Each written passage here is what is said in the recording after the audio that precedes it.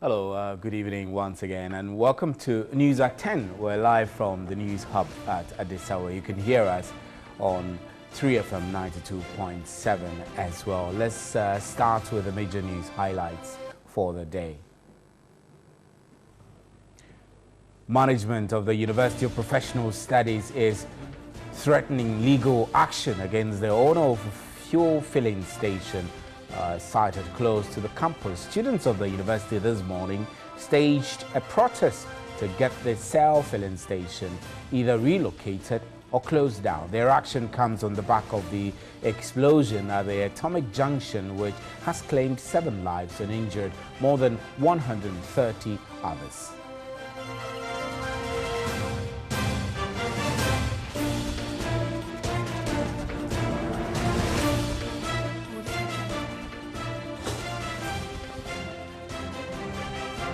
And President Akufo-Addo was at the site of Saturday's gas explosion at Atomic Junction. He also visited injured victims who are receiving treatment at the various hospitals.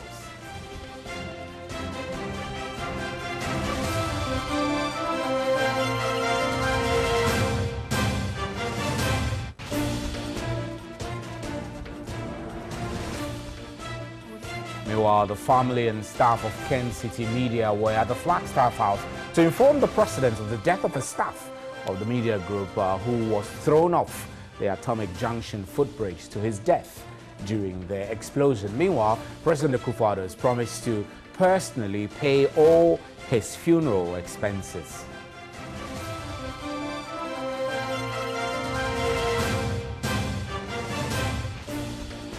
And elsewhere, Liberians will be heading to the polls Tuesday to elect a successor to President Ellen Johnson Sirleaf, who will step down after 12 years at the helm of Africa's first republic. 2.1 million registered voters are eligible to vote. 20 candidates are vying to replace Sirleaf, with football icon George Weah, incumbent Vice President Joseph Boakai, long-time opposition figure Charles Bromskin, and soft drinks millionaire Alexander Cummings considered frontrunners. The election is the first national-scale test for Liberia's police and army since the war, after taking back control of national security from the country's UN peacekeeping mission just last year.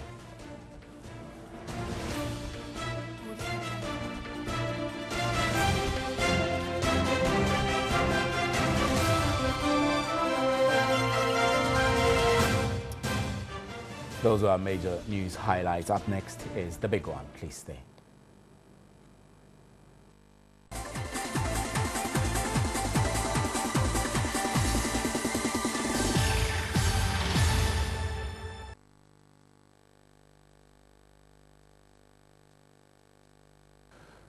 Welcome back. Now, 2 days after the explosion, October 7 explosion at Atomic, residents have been taking stock of the extent of the damage. My colleague Solis Rose Quarte toured the area and has filed this report.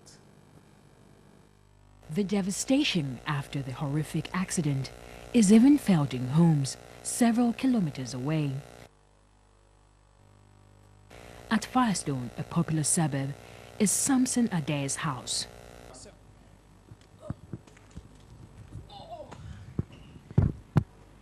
Okay, so it looks like I just crawled out of a rabbit hole or rat hole, but that is not it. This is actually something that was caused by debris from the blast on Saturday evening. Mr. Samson Adair, Bibi Aboko. Yaminadum. The other idea we say beto as in Saturday no na miniha. Ntimi wo honum na madam fo ba ko frɛ me say ejato we say Atomic. And I'm sure me ba. Ntimi ba ya me baby prono. I heard of the blast and rushed home, only to meet my house covered in dust with this piece of metal lying here. Windows na bobo egu honum. Ntimi too many here na say metal we say daha. About a 3-minute walk from Atomic Junction towards Hachu, Evans Hushi and his family recounted their ordeal. And the last blast that came was so huge that it came up, brought everything down, brought the glasses down, brought all the ceiling down. We were running, then all of a sudden we heard boom, as if it's like a bomb or this thing, earthquake. And all of a sudden the clouds changed into sun. You could see as if it was afternoon. It was so bad. It was so horrible. Yeah. I was very traumatized because I didn't know what to do. I thought the world was coming to an end. You know, it was like we were going to die, the children and I. When it happened, the boy Kwame saw the fire up there, and then he said, sister, there's a fire at the gas filling station. What came into my mind was, oh my God, we are dead. 11-year-old Bianca Aglonu relived what she describes as the most terrifying night of her life. Bianca is asthmatic. Okay, so we're sitting exactly where you were on Saturday. Can you tell us briefly what happened with you? I panicked and I left my inhaler on the couch in the hall, and my mother told me that I should relax, but I couldn't. I couldn't control myself, and I saw the flames going by, and I thought that the fire had gotten into the house, so I was like, will I die? I'll not live to see my children. Yesterday, I will always wake up and say, is the fire here? Are we safe? Then I'll sleep again and I'll wake up and say, is the fire here? Are we safe? It continued like that. She's safe now, but how safe is her mind, and how long is she going to be having nightmares and feel this way? Will experts come in to, provide some counseling and some psychological relief to the victims and the survivors? Solis Rose Quarty, TV3, Accra.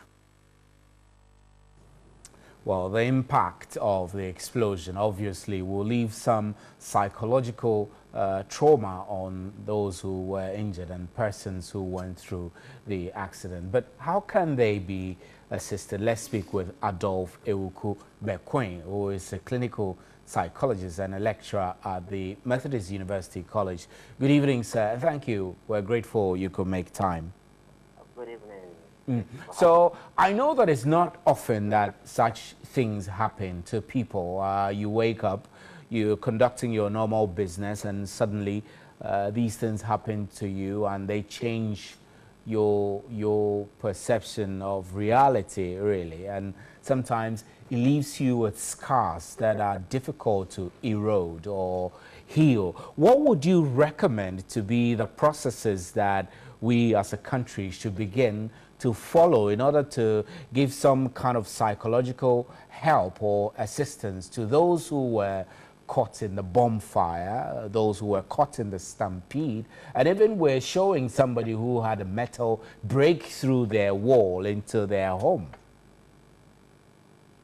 Thank you very much. And let me say a big condolences to those who, to the families who are grieving for having lost someone in connection with that. The truth of the matter is nothing in anybody's life prepares him or her for a day like this. Nothing, absolutely nothing. And that is why we say it is traumatic. I think that your current coping system had been overwhelmed. And so you have to draw on extra strength to be able to deal with that. Two levels at which we can help people deal with this. Particularly one is those who have gone through the experience. We need to help them. And two, there are people who just went there to watch it, to witness it. They also may have some vicarious trauma happening to them. Even those who on telly had it beamed into their houses and were watching it, in a way have had their perception of reality altered so forcefully, and that will definitely affect them. So at these three levels, we must begin to offer help. One, who we need to get those who have gone through it, and then we can offer help. At the various hospitals that people were taken for help, we need to get the hospitals to have psychologists, counselors, psychiatrists ready to offer some psychological help. to them. And we need to mount up educational programs to educate the general population about what to expect.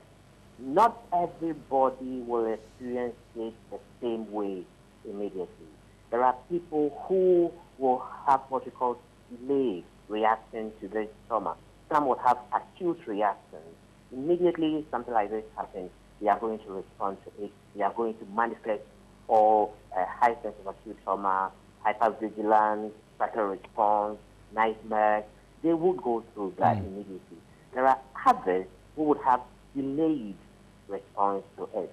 So we need to be alert and just monitor the trauma state and see all of these responses. I know that as a country, we don't have some of these processes and procedures you're talking about as part of our national psyche. I'll give you an example. The June 3rd flood and fire disaster which took place at the Kwame Nkrumah Circle. There were really, I mean, even those of us who at the time were at work and had to, you know, watch on TV, we're seeing dead bodies being thrown into pickup trucks, and you know, one of our a colleague of ours was virtually walking on dead bodies as he sought to cover the incident. And I don't remember that there was any psychological counseling offered him or some form of assistance. So I'm trying to you know, more like ask whether we can begin these kinds of training at a school level, for example, so that we can have people understand that it is necessary for psychological counseling when people go through such traumatic experiences. Absolutely, I agree with you. Coverage, how even the media cover is very important.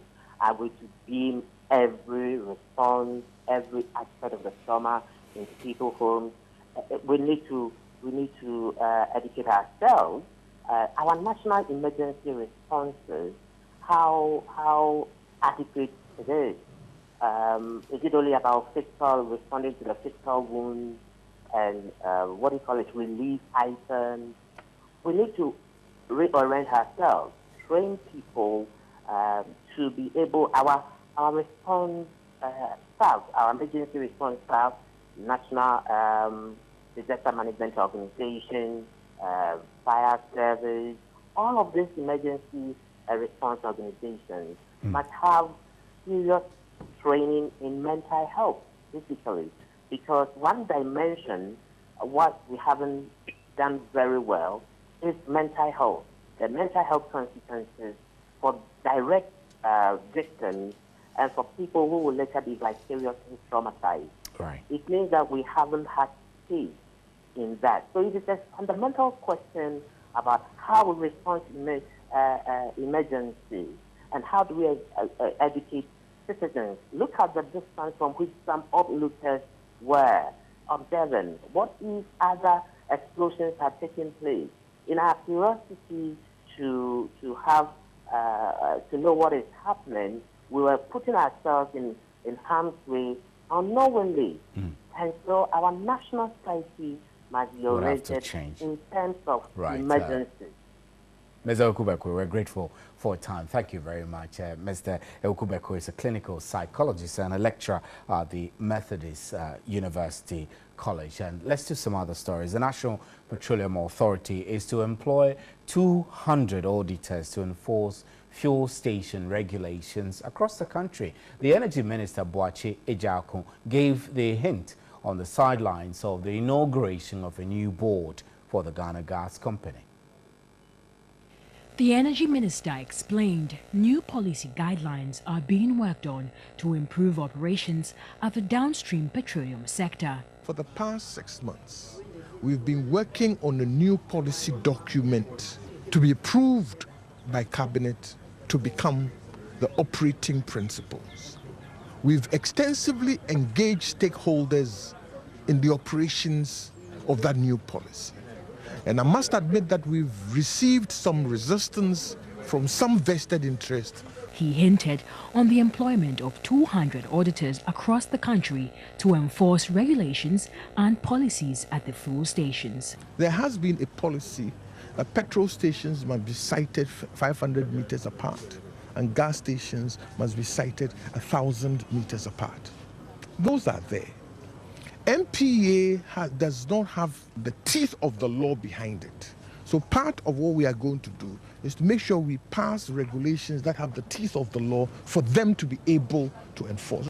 He said it is time for gas stations to be located outside populated areas to allow for bottling and delivery services to conform with international best practices. More importantly, we have to come to the sensible and the logical position of having bottling plants outside population centers, well under control, both technical and safety, so that they rather do the filling and bring to us in our homes the filled cylinders. Many explosions in the downstream petroleum sector have led to death, injuries and destruction of property. And President Akufo-Addo has visited the site of Saturday's gas explosion at the Atomic Junction to assess the extent of destruction. 7 persons have so far been reported dead and have as a result of the fatal accident. 7 deaths have been reported, with 132 people sustaining varying degrees of injury.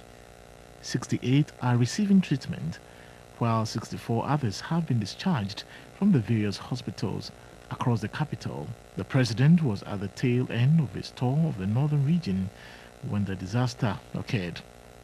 President Akufo-Addo, in the company of government officials, received briefing from Energy Minister Asiedu-Dartey and NADMO officials. What we are doing now is to monitor, because the other bulk vehicle is there and there is some sort of an amount of gas in it that is still leaking up, to ensure that nobody get there with any source of heat or fire that could again spark explosion or any other thing. The way that gas operates is such that petrol will be at a stagnant location until there is a source of ignition.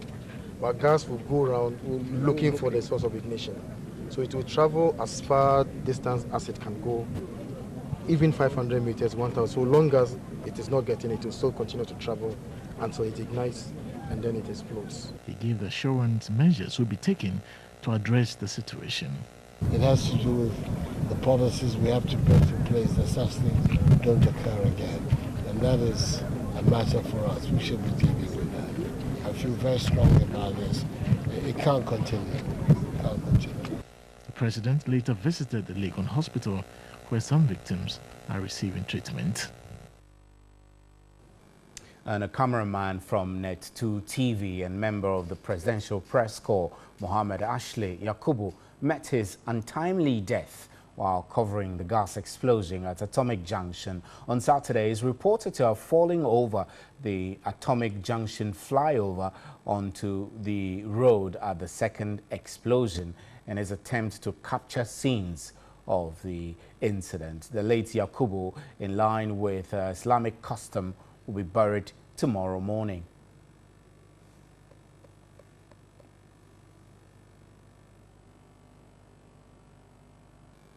Meanwhile, President Akufo-Addo has promised to personally pay all his funeral expenses. The family and staff of Kent City Media were at the Flagstaff House to inform the president of his demise. The family and management of Kent City Media, operators of Net2 Television, were at the presidency to inform the president of the death of cameraman and member of Presidential Press Corps, Mohammed Asiedu-Dartey. He was on the bridge trying to film it, and the second blast came. The fire just took him, and then he fell off the bridge. Indeed, we've gone to the morgue to see him, and he was severely burned with a lot of broken limbs. He has a big gash on the forehead.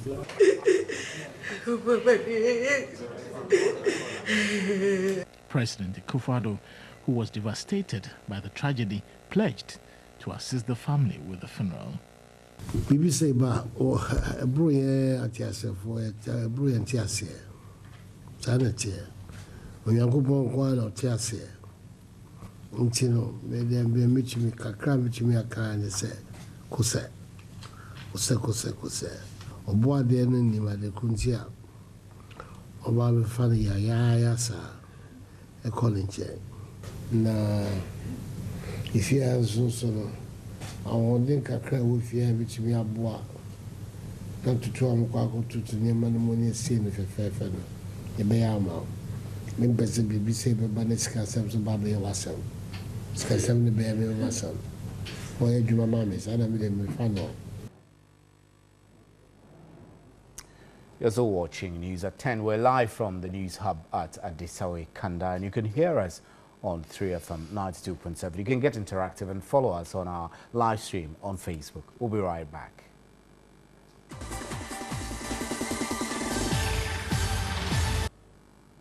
Welcome back. Now, the late legendary high-life musician and mentor Benjamin Papa Kofi Youngson is to be giving a state burial. The gesture is to recognize his proficiency and selfless service to his country through music.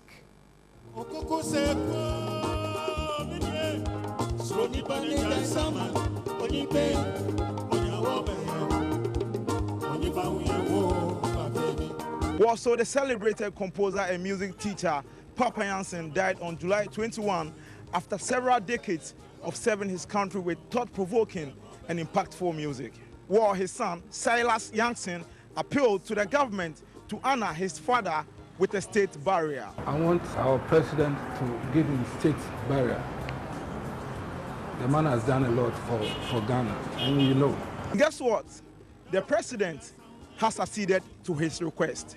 Originally, the iconic musician's funeral was to be held at the Dansoman Cape Fit Club. At a meeting with musical executives and Papa Youngson's family, the president proposed the forecourt of the State House for the funeral. To further uphold his impressive exploits and impactful music, the state has decided to honor him with a state burial. His Excellency President Akufo-Addo, who is himself an ardent music lover, has directed that we give our father, our brother, late Papa Youngson, a state burial. The head of Odumna Ebusia, Papa Youngson's family, Nana Akom Ojianda I, was appreciative. I would like to, through you, thank the state, indeed, the head of state, His Excellency Nana Addo. Thank you so much. His mentees and contemporaries believe the gesture will motivate other musicians to give off their best and ignite the patriot spirit in them. There is one of the great talent that it will be very difficult for us to replace.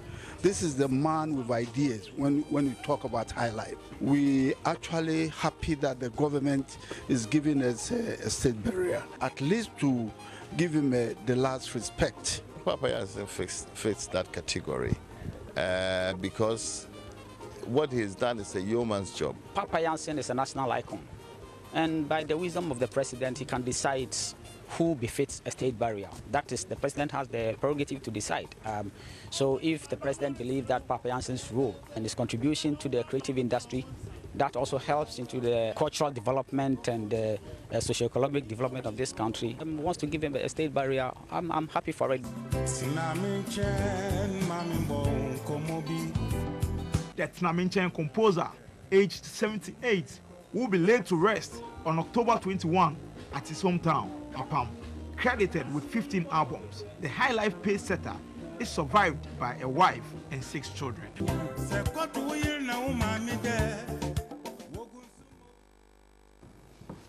May his soul rest in peace, Papa Youngson. And that's how we wrap up with News at 10. Thank you very much for making time. I'm Stephen Enti. There's more news at 3news.com. Good night.